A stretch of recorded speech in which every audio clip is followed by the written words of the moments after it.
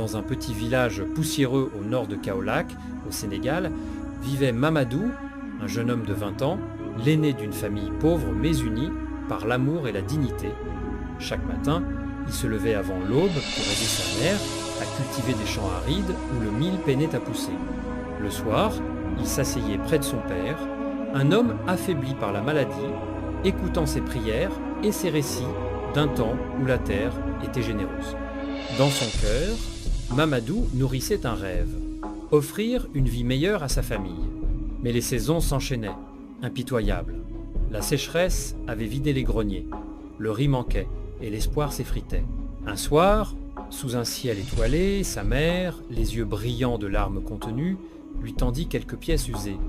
Elle murmura, la voix tremblante, « Mamadou, mon fils, Dakar est un monde cruel, mais c'est là que les rêves prennent vie.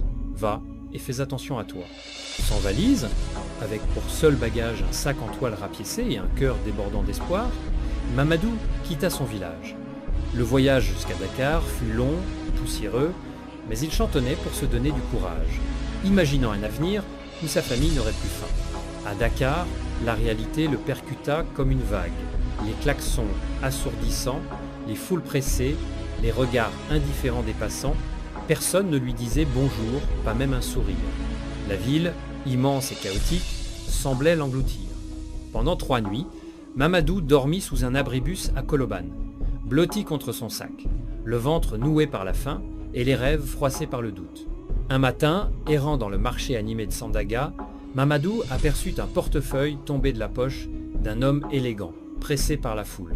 Sans hésiter, il ramassa l'objet et courut après l'inconnu, criant « Monsieur, vos papiers, vous avez perdu votre portefeuille. » L'homme se retourna, surpris.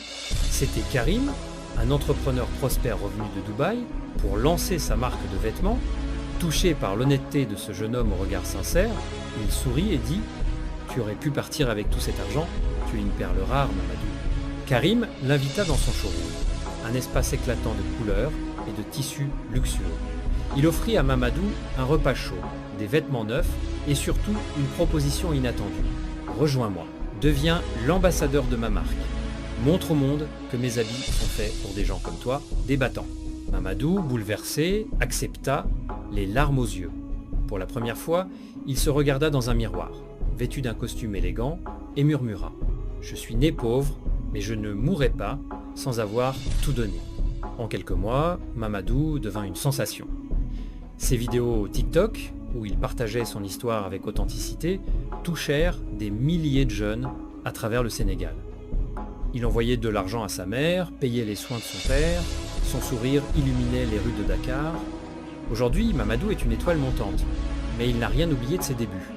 Chaque vendredi, il retourne à Colobane, un panier rempli de repas chauds, pour nourrir ceux qui dorment là où il luttait jadis. Il leur dit « Tenez bon, les rêves, ça se bâtit pas à pas.